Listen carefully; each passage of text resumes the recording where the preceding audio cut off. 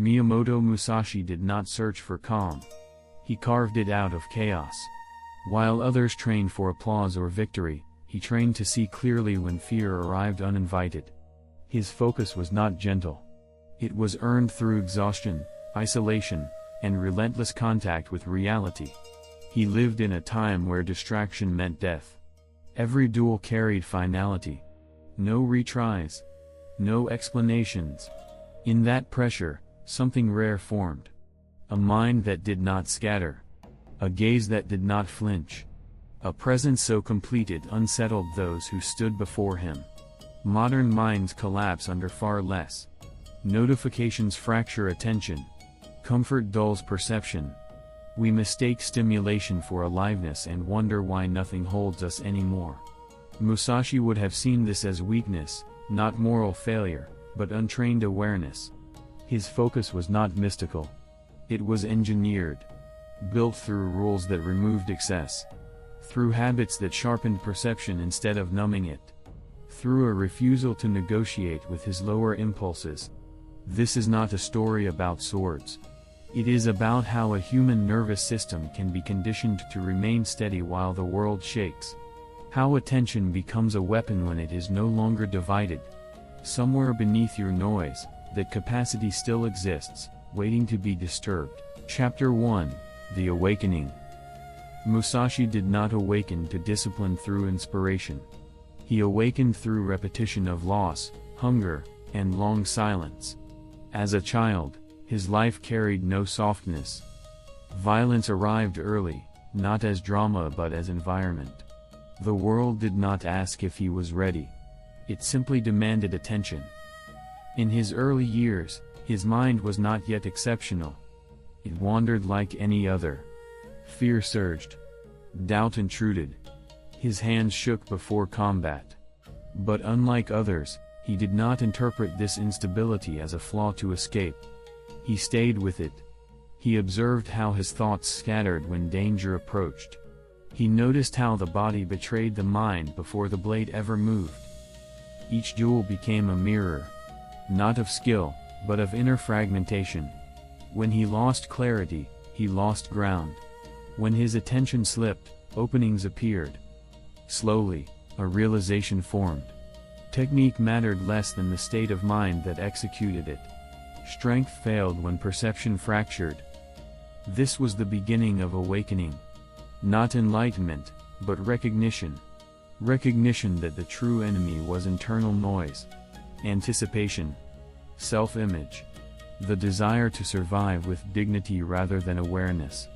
These impulses pulled attention away from the present moment, where life actually unfolded. Musashi began to see how most humans live in fragments. One part in the past, regretting. One part in the future, rehearsing. Almost none fully here. In combat, this fragmentation was lethal. Outside of combat, it simply numbed people into repetition. He chose a different path. Not withdrawal from the world, but deeper entry into reality. He walked long distances alone. He slept outdoors. He removed comforts not out of ascetic virtue, but necessity. Each removed layer reduced mental chatter. Hunger sharpened perception. Fatigue stripped away performance. Only what was essential remained. This phase was not heroic. It was lonely. There were no witnesses. No validation. Just a growing intimacy with his own attention. He learned where it leaked. Where it tightened. Where it dissolved under pressure. The awakening was simple but irreversible. Focus was not something to summon when needed. It was a condition of life that had to be maintained continuously. If allowed to decay in ordinary moments, it would fail in critical ones. Many search for focus as a tool. Musashi understood it as an identity. A way of standing inside each moment without negotiation. Somewhere in this realization, a quiet shift occurred. The mind stopped asking how to win. It began asking how to remain present, no matter the cost. Chapter 2: The Ancient Principle. Musashi did not invent his focus. He uncovered an old law that had always governed disciplined minds. In Zen training halls and mountain monasteries, this law was known without explanation. Attention follows emptiness. When excess is removed, clarity appears on its own. The principle was simple and ruthless. The mind cannot hold many masters. Every attachment divides perception. Every preference creates tension. When the mind chases outcomes, it loses contact with what is happening now. Zen called this no-mindedness, not the absence of thought, but freedom from being dragged by it. Musashi absorbed this not through scripture, but through necessity. In battle, thought arrived too late. Planning belonged to before. Reflection belonged to after. In the moment itself, only direct perception could move fast enough. This was the same truth monks reached through stillness. He reached it through danger. Modern science would later confirm what these traditions observed. The brain under threat narrows attention. When trained, this narrowing becomes precision. When untrained, it becomes panic. Musashi learned to remain empty under pressure so that perception could widen instead of collapse. Zen training stripped away identity.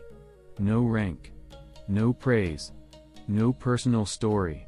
The sword was not an extension of ego, but of awareness. When self-importance vanished, reaction time shortened. There was no inner debate, no hesitation between impulse and action. This principle demanded sacrifice. Opinions had to be dropped. Comfort had to be questioned. Even the desire to be seen as disciplined became a distraction. The monk swept the floor the same way whether observed or alone. Musashi trained the same way whether victory or death awaited. Halfway through his path, something subtle changed. Effort decreased while effectiveness increased. He was no longer forcing focus. He was protecting emptiness. This is the moment most people miss. They try to add discipline without subtracting noise. They chase concentration while feeding distraction. Zen teaches the opposite direction. Remove first. Refine later. Musashi lived this removal daily. Fewer possessions. Fewer words. Fewer explanations. Each reduction sharpened awareness. Each simplification returned energy to the present. The ancient principle was not spiritual decoration. It was survival mathematics. A mind carrying excess will always arrive late to reality. A mind trained in emptiness arrives before fear has time to speak. What looked like superhuman focus was simply undivided attention, sustained long enough to become natural. Chapter 3: The Internal War. Focus is not lost gently. It is taken by force from within. Musashi understood that the greatest battle never happened in front of him. It erupted inside the body before the first movement, before intention even formed. When danger appeared, the nervous system surged. Heart rate spiked. Muscles tightened. Vision narrowed. This response was ancient, automatic, and brutally efficient. But it came with a cost. The same mechanism that prepared the body to survive also hijacked perception. Fear did not simply warn. It distorted. Most men were defeated here. Their bodies reacted faster than their awareness. They mistook urgency for clarity. They mistook aggression for presence. Their attention collapsed inward, trapped by self-preservation. Musashi learned to stay inside this storm without being carried by it. He did not suppress fear. He studied it. He noticed how thought accelerated, how the mind tried to predict outcomes, how imagination rehearsed failure. These were not personal flaws. They were biological patterns. The internal war was between reflex and awareness. Between the limbic surge and the observing mind. When awareness lost, the body moved blindly. When awareness stayed, the body became precise. Modern neuroscience would describe this as regulation. The ability to remain present while the nervous system activates. Musashi discovered it through exposure. Repeated contact with uncertainty taught his system that intensity did not equal danger. Over time, the threshold shifted. He trained by entering discomfort deliberately. Cold mornings. hunger, fatigue, isolation. Each stressor revealed where attention fractured. Each one offered a chance to remain steady. This was not toughness for display. It was calibration.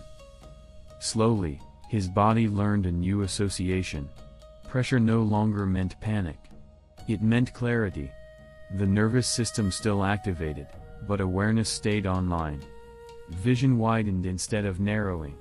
Time seemed to slow, not because it changed, but because perception stopped racing ahead of itself. This internal war never ended. It simply became quieter. Ego was the loudest saboteur. The need to win, to dominate, to be remembered. These impulses reignited tension. Musashi learned to drop them before they could take command. Halfway through conflict, something else emerged. A sense of neutrality. Not indifference, but balance. Action arose without emotional residue. Movement happened without inner commentary. This is the state most mistake for fearlessness. It is not the absence of fear. It is fear no longer steering attention. The body can be trained to endure chaos. The mind must be trained to observe it. Where observation remains, focus survives. Where identification takes over, fragmentation returns. Musashi won the internal war not by conquering fear, but by refusing to obey it. Chapter 4, The System. Musashi did not rely on willpower. He knew willpower breaks under pressure.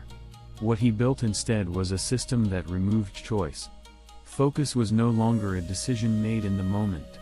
It was the result of structures set long before the moment arrived. His days followed non-negotiable rhythms. Training occurred regardless of mood. Walking occurred regardless of weather. Observation occurred even when nothing seemed to happen.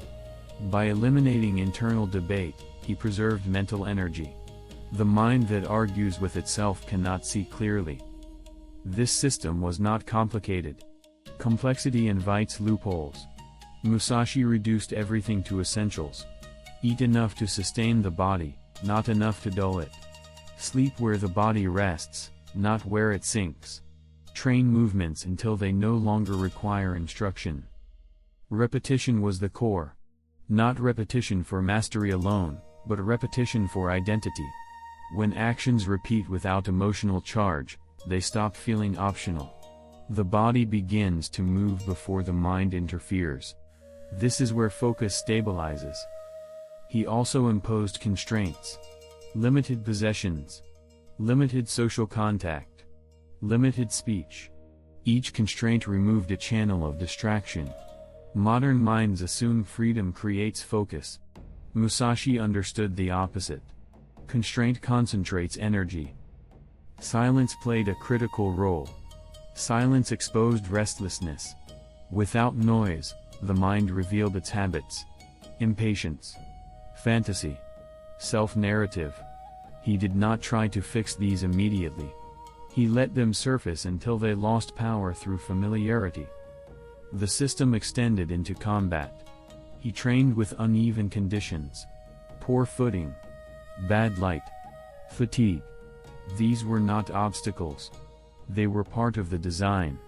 If focus depended on ideal conditions, it was not real focus. There was also a moral neutrality in his system.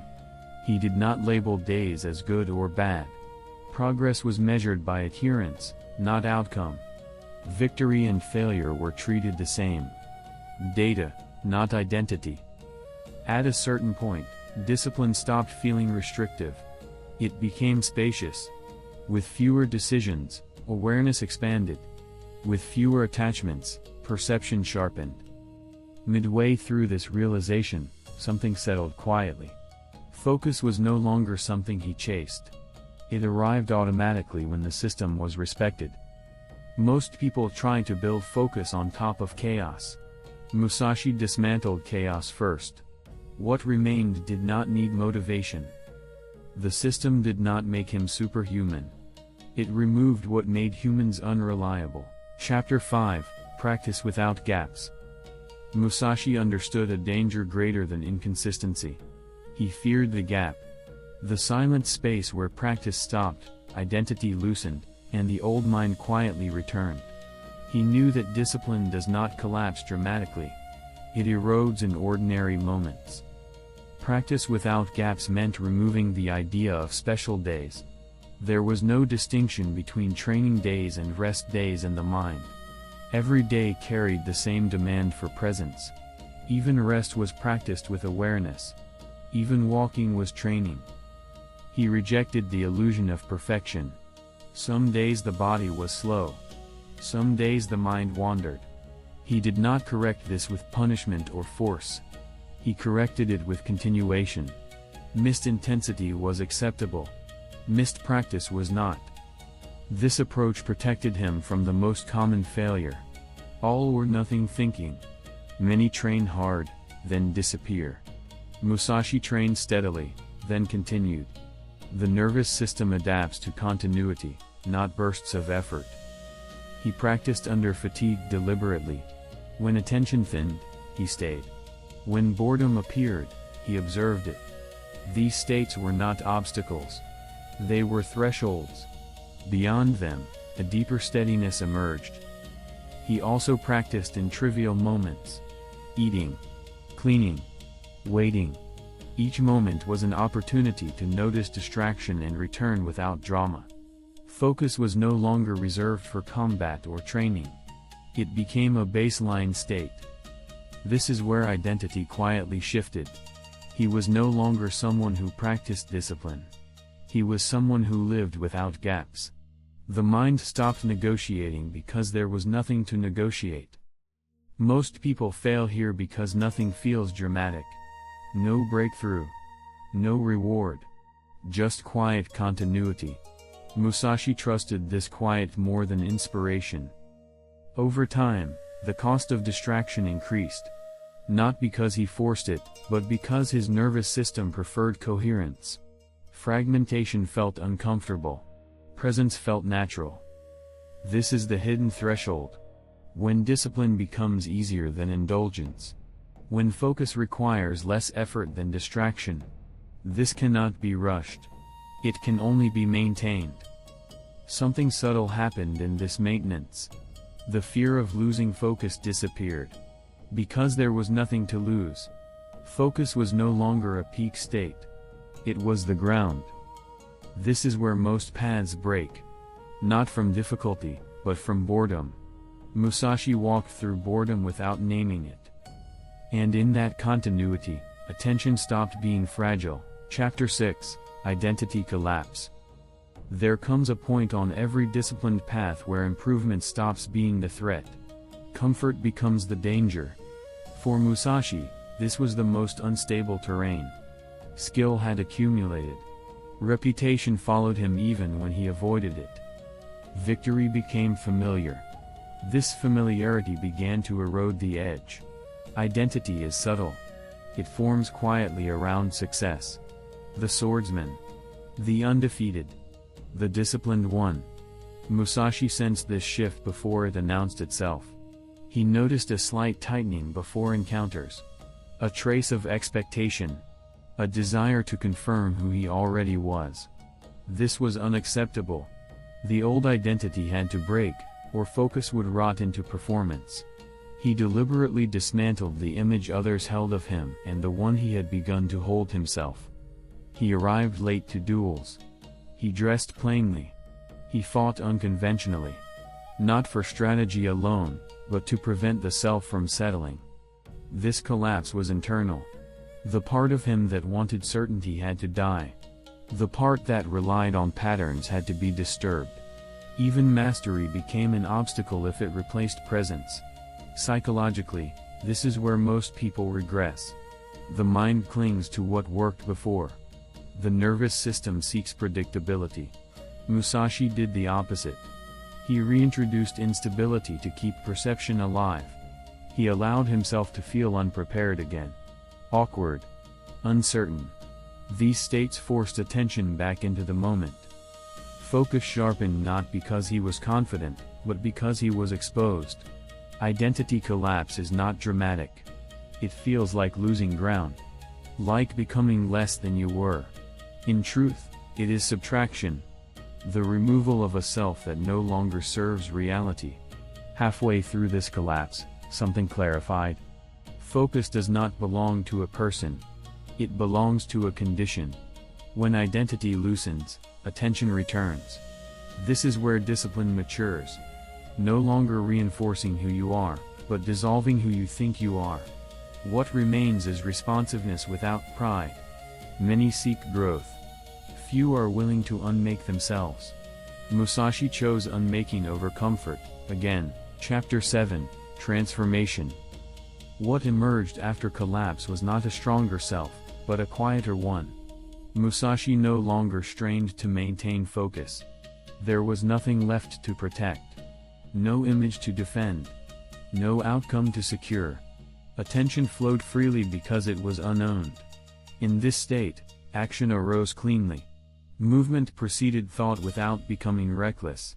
Stillness contained readiness without tension. The nervous system responded fully without dragging the mind into narrative. This is the transformation most misunderstand. It is not intensity. It is simplicity. Focus beyond human limits is not superhuman effort. It is the absence of internal division. Musashi moved through the world without excess friction. He saw what was there, not what he feared or hoped for. His presence unsettled others because it could not be read or predicted. It was not aggressive. It was complete. Modern science would describe this as coherence. Brain, body, and attention aligned without internal competition. Energy previously wasted on self-regulation returned to perception. This state is not permanent. It is maintained. Through continuity. Through removal. Through respect for the gapless path. Transformation is not an endpoint. It is a way of standing. A refusal to fragment. A commitment to meet each moment without preloading it with identity. The question is not whether this level of focus is possible. It already exists in you. The question is what you are still holding that prevents it from arriving. Conclusion. Musashi did not escape the human condition. He refined it. What separated his focus from others was not talent, genetics, or destiny. It was subtraction practiced longer than most are willing to endure. He removed noise before adding strength. He dismantled identity before seeking mastery. He trained continuity before intensity. Each step returned attention to where life actually happens, here, now, without commentary. The lesson is quiet and unsettling. Focus does not arrive when conditions improve. It arrives when excuses disappear. When gaps close. When the nervous system learns that presence is safer than avoidance. Most people wait for motivation. Musashi built systems. Most protect identity. He collapsed it. Most chase peak states. He cultivated ground. There is nothing ancient or exotic about this path. It is available wherever you are willing to stop negotiating with distraction. Wherever you are willing to endure boredom without escape. Wherever you are willing to let an old version of yourself dissolve. Focus beyond limits is not an achievement. It is a condition restored. And when that condition returns, effort decreases, perception sharpens, and action becomes inevitable. The path does not ask if you are ready. It waits until you stop fragmenting.